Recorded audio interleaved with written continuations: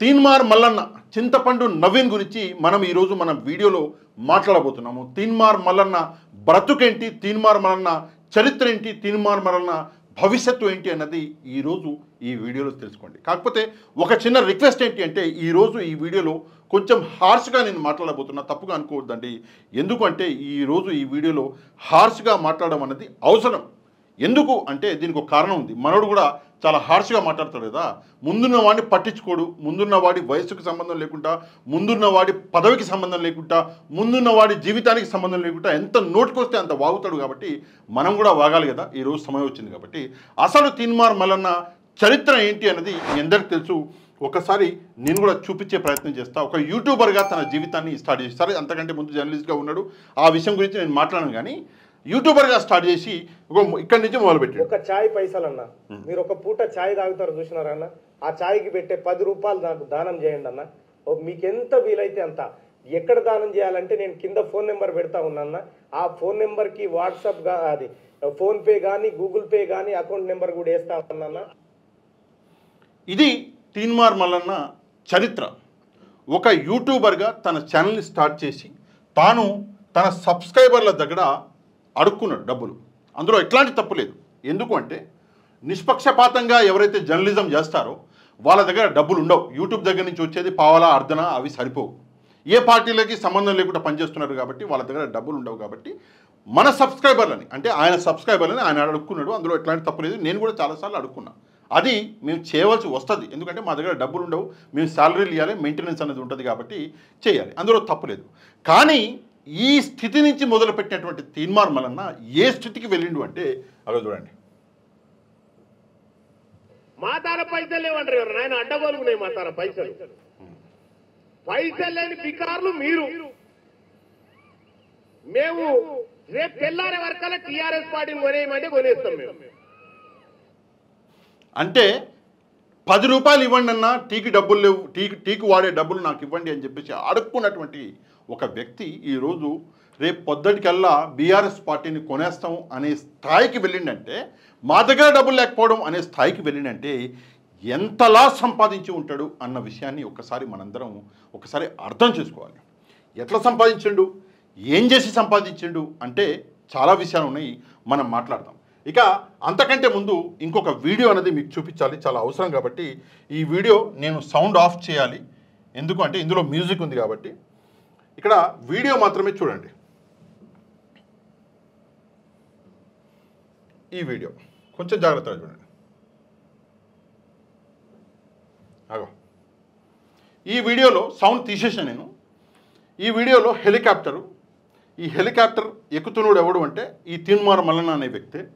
అగో హెలికాప్టర్ ఎక్కబోతున్నాడు. సరే మనోడు హెలికాప్టర్ ఎక్కేసి, సరే ఎమ్మెల్సీ కాబట్టి ఇక్కడి నుంచి ఢిల్లీకో ఇక్కడి నుంచి వేరే ఏదైనా ప్రదేశానికో వెళ్తున్నాడు, చాలా దూరం వెళ్ళాలి అని చెప్పేసి, ఎమర్జెన్సీ గవర్నమెంట్ పని వచ్చింది అని చెప్పేసి మీరు భావిస్తే తప్పండి. మనోడు హైదరాబాద్ నుంచి వరంగల్ వెళ్తున్నాడు హెలికాప్టర్లో. ఎక్కడి నుంచి? హైదరాబాద్ నుంచి వరంగల్. ఈ మొగోడు పాత రోజుల్లో అంటే బీఆర్ఎస్ పార్టీ అనేది పవర్లో ఉన్నప్పుడు హెలికాప్టర్లలో తిరుగుతున్నారు అని చెప్పేసి ఇదే బీఆర్ఎస్ నాయకులని రీతిన నోటికి వచ్చినట్టు వాగి ఈరోజు మరి అదే గలీజు తింటున్నాడు, అంటే అదే గలీజు పని చేస్తున్నాడు. ఒకవేళ వాళ్ళు చేసిన తప్పైతే ఈరోజు నువ్వు చేసేది ఏంటి? ఇది కరెక్టా? ఒకసారి ఆలోచించాలి. 10 రూపాయలు అడుక్కున్నటువంటి నువ్వు ఈరోజు హెలికాప్టర్లో తిరుగుతున్నావు అంటే ఎక్కడి నుంచి వచ్చింది సొమ్ము? ఇది ప్రశ్నిస్తున్నది తెలంగాణ సమాజం. తప్పకుండా నువ్వు సమాధానం చెప్పాలి. ఇక తను సంపాదించినటువంటి ఏదైతే సంపద ఉన్నదో ఆ దొంగ సంపద ఎక్కడి నుంచి వచ్చింది? ఇది చాలా ఇంపార్టెంట్ విషయం. ఎక్కడి నుంచి వచ్చిందంటే బ్లాక్ మెయిలింగ్లు చేసి వచ్చింది. తన అంటే తన యూట్యూబ్ ఏదైతే తన ఛానల్ ఉందో తన ఛానల్ని అడ్డు పెట్టుకొని నాయకులని, ఎంప్లాయీస్ని అందరినీ బ్లాక్మెయిల్ చేసి కోట్ల రూపాయలు దండుకున్నాడు ఈ మల్లన్న అనే వ్యక్తి. ఇది నేను చెప్తున్నటువంటి విషయం మాత్రమే కాదండి. ఈ మల్లన్న దగ్గర పనిచేసి, అంటే మల్లన్నతో పాటు కలిసి పనిచేసి ఈరోజు బయటకు వచ్చి యూట్యూబ్ ఛానళ్ళు పెట్టుకున్న జర్నలిస్ట్ ఎవరైతే ఉన్నారో, లేదంటే మల్లన్నతో కలిసి పనిచేసి మల్లన్న వ్యవహారం నచ్చక జర్నలిజం అన్న ఎథిక్స్ని మల్లన్న మర్చిపోయిండు, ఇక నేను మల్లన్నతో కలిసి పనిచేయలేను అని చెప్పేసి బయటకు వచ్చి ఈరోజు సపరేట్గా యూట్యూబ్ ఛానల్ పెట్టుకుని జర్నలిజం చేస్తున్నటువంటి, నిజాయితీగా జర్నలిజం చేస్తున్నటువంటి కొందరు ఈరోజు మల్లన్న చేస్తున్నటువంటి దొంగ పనులు ఏవైతే ఉన్నాయో అన్నిటి బయట పెట్టడం జరిగింది. ఆల్రెడీ మీరు చూసుంటారు. ఇది ఎంత ఘోరము అంటే తాను ఒక ఒక ఒక జర్నలిస్ట్గా జీవితాన్ని మొదలుపెట్టి 10 రూపాయలు అడుక్కున్నటువంటి స్థాయి నుంచి హెలికాప్టర్లలో తిరుక్కుంటా బీఆర్ఎస్ పార్టీని ఎక్కువనేంత పెద్ద స్థాయికి వెళ్ళిందంటే మరి అది మన చేతగానితనమా అంటే తెలంగాణ ప్రజల చేతగానితనమా అన్నది తెలంగాణ ప్రజలు ఆలోచించుకోవాలి. ఇట్లాంటి వాళ్ళు నాయకులై రేపు పొద్దున్న ప్రభుత్వాన్ని నడిపిస్తే వాళ్ళు రాష్ట్రాన్ని ఏ లెవెల్కి తీసుకెళ్తారు అన్నది నేను తెలంగాణ సమాజాన్ని ప్రశ్నిస్తున్నా. తప్పకుండా కింద కమెంట్ చేయడం మాత్రం మర్చిపోవద్దు. ఇక ఈ మల్లన్న పరిస్థితి ఇది. కాకపోతే మల్లన్న చరిత్ర మనం చూసుకుంటే తాను ఒక యూట్యూబర్గా ఇష్టారీతిన అంటే ఎట్లాంటి తప్పు చేయని వ్యక్తుల మీద కూడా ఇష్టారీతిన తిట్ల దండకాలు, తిట్లు మామూలు తిట్లు కాదు. మీరు చాలామంది చూసే ఉంటారు. ఆ లెవెల్లో తిట్టి ఆ లెవెల్లో చేయకూడని గలీజు పనులని చేస్తే మల్లన్న అనే ఈ వ్యక్తి మీద పోలీసు కేసులు అయ్యి జైల్లో పడేస్తే 80 రోజులు జైల్లో ఉన్నాడు. సరే 80 రోజులు జైల్లో ఉన్నాడు, ఏదో పెద్ద పని చేసిండు, ఏదో మంచి పని చేసిండు, సమాజానికి పనికొచ్చే పని చేసిండంటే లేదు, కేవలం తన స్వార్థాల కోసం పనిచేసినటువంటి ఈ మల్లన్న 80 రోజులు జైల్లో ఉంటే జైల్లో ఉన్నటువంటి మల్లన్నకి బెయిల్ దొరికి బయటకు వస్తే తన కేసులు మాఫీ చేయించుకోవడానికి, మళ్ళీ చెప్తున్నా, తన కేసులు మాఫీ చేయించుకోవడానికి తను బీజేపీ పార్టీలో చేరాడు. బీజేపీ పార్టీలో చేరి వంగి దండాలు పెట్టిండు. ఎవరికి అంటే బండి సంజయ్ గారికి. మోదీ గారు అప్పట్లో వస్తేనైతే ఆ ప్లేన్ దగ్గర యాడ వంగి ఆ ప్లేన్ లోపలికి వెళ్ళిపోతున్నాం అనుకున్నాను నేను. అట్లా వంగిండు. మొత్తానికి తన నడుము ఏదైతే ఉంటుందో మొత్తం వంగి మోదీ గారి కాళ్ళ మీద పడ్డాడు. అది మల్లన్న చరిత్ర. బీజేపీలో జాయిన్ అయ్యిండు. బీజేపీలో జాయిన్ అయిన మల్లన్నకి ఆయన భవిష్యత్తు కరెక్ట్గా కనిపించాలి. ఎందుకంటే బీజేపీ అన్న పార్టీ ఎట్లుంటుందంటే కొంచెం స్ట్రిక్ట్గా ఉంటారు. వాళ్ళు చాలా స్ట్రిక్ట్గా ఉంటారు. కొన్ని ఫాలో అవుతారు. వాళ్ళ రూల్ ఏదైతే ఉందో పార్టీ రూలు, ఆ పార్టీ రూల్ని వాళ్ళు స్ట్రిక్ట్గా ఫాలో అవుతారు. వాళ్ళ రూల్ కాకుండా నువ్వు ఏదైనా అడ్డదిడ్డంగా పనులు చేస్తే బీజేపీ అనేది పీకి పడేస్తుంది. అది చూసినా మల్లన్న అరే నాకు ఇక్కడ భవిష్యత్తు లేదే, ఏం చేయాలి మరి అని చెప్పేసి కాంగ్రెస్ పార్టీలకు దూరిండు. ఎందుకు కాంగ్రెస్ పార్టీలకు దూరిండంటే కాంగ్రెస్ పార్టీలో డిసిప్లిన్ అనేది ఉండదు. కాంగ్రెస్ పార్టీలో ఎవడు ఎక్కడన్నా పోసుకోవచ్చు, ఎవడు ఎక్కడన్నా ఊసుకోవచ్చు. అది కాంగ్రెస్ పార్టీలో ఉన్నటువంటి వాళ్ళకి ఇది. అక్కడ కాంగ్రెస్ పార్టీలో నేనైతే భవిష్యత్తు బాగుంటుంది నాది అని చెప్పేసి ఆలోచించిన మల్లన్న కాంగ్రెస్ పార్టీలకు పోయాను. కాంగ్రెస్ పార్టీలకు పోయి అప్పుడు రేవంత్ రెడ్డి గారు మనందరికీ తెలుసు, ఆయన అంటే ఎలక్షన్లకు ముందు రేవంత్ రెడ్డితో చేరి మొత్తం ఒక ప్లాన్ ప్రకారం, పథకం ప్రకారము రేవంత్ రెడ్డిని గెలిపించడానికి, అంతకుముందు రేవంత్ రెడ్డిని తిట్టిండు. ఇష్టారీతిన రేవంత్ రెడ్డి హైట్తో సహా, రేవంత్ రెడ్డి కుటుంబంతో సహా, రేవంత్ రెడ్డి ఇల్లుతో సహా అందరినీ తిట్టిపోసినోడే. ఎవరు అంటే మనోడు మల్లన్న. కానీ సిగ్గు లేకుండా నిస్సిగ్గుగా నిర్లజ్జగా రేవంత్ రెడ్డితో కలిసి మళ్ళీ ఏం చేసిండంటే కాంగ్రెస్ పార్టీలో చేరి రేవంత్ రెడ్డి ముఖ్యమంత్రి అయ్యాక ఈయన మనోడు ఎమ్మెల్సీ అయ్యిండు. సరే ఏదేమైనా కూడా ఎమ్మెల్సీ అయినావు, నిన్ను నమ్మింది తెలంగాణ సమాజం, నువ్వేం చేయాలి? సమాజం కోసం పనిచేయాలి, అంతే కదా. నువ్వు చెప్పిన మాటలకి నువ్వు చేసే పనులకి ఏమైనా పొంతనుందా? నువ్వు నిజంగా ఒక నాయకుడు అయి ఉంటే నీ దగ్గర ఉన్న బండ్లు, కార్లు ఏవైతే ఉన్నాయో, సరే ఆ దొంగతనంగా సంపాదించినావు, లంగతనంగా సంపాదించినావు కార్లు ఏవైతే ఉన్నాయో, ఇల్లు ఏవైతే ఉన్నాయో అవి కూడా అమ్మేసి తెలంగాణ సమాజానికి పెట్టాలి. కానీ ఒకవైపు నువ్వు ఏమంటారు కోట్లాది రూపాయలు దండుకుంటూ నీ కుటుంబాన్ని పెంచుకుంటూ నువ్వు పెంచుకుంటూ ఈరోజు తెలంగాణ సమాజం రక్తం తాగుతున్నావు. 10 రూపాయలు అడుక్కునే ఒక బికారివి నువ్వు ఈరోజు హెలికాప్టర్లలో తిరుగుతున్నావు. నువ్వు ఈరోజు బీఆర్ఎస్ పార్టీని కొంటా అంటున్నావు అంటే కొను, తప్పులేదు. నువ్వు కోటీశ్వరుడు అయి ఉండి ముందు నుంచి మీ తాతలు ముత్తాతలు నవాబులు అయి ఉంటే నువ్వు కొన్నావు అంటే అది వేరే విషయం. 10 రూపాయలు అడుక్కున్నోడివి నువ్వు ఈరోజు బీఆర్ఎస్ పార్టీని కొంటా అని చెప్పేసి ఏ ధైర్యంతో అంటున్నావు అన్నది ఒకసారి ఆలోచించాలి. సరే మరి మల్లన్న ఇంతటితో ఆగిండా అంటే లేదు, ఆగడంట మనోడు అస్సలు. అది చూడండి, మళ్ళీ సౌండ్ పెడతా. మల్లన్న ఇంతటితో ఆగడంట. ఏం చేస్తాడంట అంటే అగో ఇది,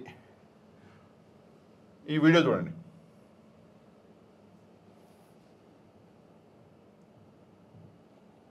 నిన్న మొన్నటి దాకా కేసీఆర్ ఉండే, ఇవాళ రేవంత్ రెడ్డి ఉన్నాడు, రేపు మల్లన్న కావచ్చు.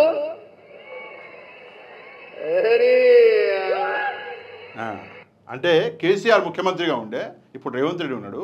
రాబోయే రోజుల్లో మల్లన్న కూడా ముఖ్యమంత్రి కావచ్చు. అవుతాడు, ఎందుకు అవ్వడు? నీలాంటి వాళ్ళు బ్యాకింగ్ ఇస్తే, నీలాంటి వాళ్ళు డబ్బులు పెడితే అవుతాడు, మనల్ని కూడా అవుతాడు. రేపు పొద్దున రాష్ట్రాన్ని మొత్తం రక్తం దాగేసి పీల్చి పిప్పి చేసేస్తాడు. అదే కదా, అందుకే కేసీఆర్ అన్నాడు, ఒక్కసారి మనం ఓటు అనే ఒక ఆయుధాన్ని తప్పుగా వాడితే రాష్ట్రం అన్నది మళ్ళీ పాత రోజులకు వెళ్ళిపోద్ది అని చెప్పేసి కేసీఆర్ అప్పుడే అన్నాడు. విన్నారా తెలంగాణ సమాజం అంటే వినలే. కేవలము ఆశ అన్నది నిజంగా ఈరోజు రాష్ట్రాన్ని రావణకాస్తం చేసేసింది. వాడెవడో వచ్చి 6 హామీలు అంటే ఆడిచ్చే హామీలే బాగున్నాయి, కేసీఆర్ ఇచ్చింది బాగాలేదు అని చెప్పేసి పోయి ఓట్లేసి వాడిని గెలిపిస్తే ఈరోజు ఏమైంది? ఉన్నది పోయింది, ఉంచుకున్నది పోయింది. ఉంచుకున్నది అంటే పెంచుకున్నది అని అర్థం, తప్పుగా అర్థం చేసుకోకండి. ఇది అసలు తెలంగాణలో జరుగుతున్న కథ. అది కాకుండా మనోడు మల్లన్న ఇప్పుడు కొత్తగా బీసీలు అని చెప్పేసి మొదలుపెట్టాడు. ఎప్పుడూ లేని ప్రేమ మల్లన్నకి బీసీల మీద ఇప్పుడు వచ్చింది. అది చూడండి. అగో 1,20,00,000 రూపాయలు మా సొమ్ము, 1,20,000 కోట్ల రూపాయలు మా సొమ్ము మీరు దాక్కుంటా, మా బీసీల ఉచ్చ మీరు దాక్కుంటా మమ్మల్ని ఉచ్చ దాగమంటారా? దొంగ నా కొడుకులారా, మా సొమ్ము కదా ఇది, మా సొమ్ము దాగుకుంటా మమ్మల్ని బీసీల ఉచ్చ దావుకుంటా అని చెప్పేసి ఒక మాట చెప్పిండు. ఎవరు అంటే తీన్మార్ మల్లన్న. నిజంగా ఎంత ఘోరమో అంటే ఇక్కడ ఒక విషయం మీకు చెప్పాలి. ఎవరిని అంటున్నాడు? రెడ్లని అంటున్నాడు. ఎక్కడ? రెడ్లని. బీసీ యుద్ధ బేరి అని చెప్పేసి వరంగల్లో నిన్న జరిగిందో అందులో రెడ్లని అంటున్నాడు, మా ఉత్స దాక్కుంటా అని చెప్పేసి. నేను ఇదే మల్లన్నని అడుగుతున్నా, మరి అదే రెడ్డి ఉత్స ఎందుకు తాగుతున్నావు? రేవంత్ రెడ్డి రెడ్డే కదా, మరి ఎందుకు ఉత్స తాగుతున్నావు? ఇంత దమ్మున్నోడివి, అంత ధైర్యం ఉన్నోడివి అయితే మరి రెడ్డిని ముఖ్యమంత్రిని చేయొద్దు, మేమందరము దీనికి అగెనెస్ట్గా ఉన్నాం అని చెప్పేసి ధర్నా చేయి. వచ్చి అసెంబ్లీ ముందర కూర్చో, పోయి రేవంత్ రెడ్డి ఇంటి ముందర కూర్చో, పోయి సోనియా గాంధీని కలుస్తావా అంటే లేదు రేవంత్ రెడ్డి ఉచ్చ అయితే బాగుంటుంది, నీకు బయట అయితే ఉచ్చలని మాట్లాడతావు. ఇంత గలీజా ఒక ఎమ్మెల్సీవి చదువుకున్నోడివి అని చెప్పేసి నువ్వు ఉచ్చల గురించి మాట్లాడతావా సభ మీద? సిగ్గులజ్జున్నదా ఏమన్నది నీకు? సంస్కారం అన్నది ఏమైనా నేర్పిరా నీ ఇంట్లో?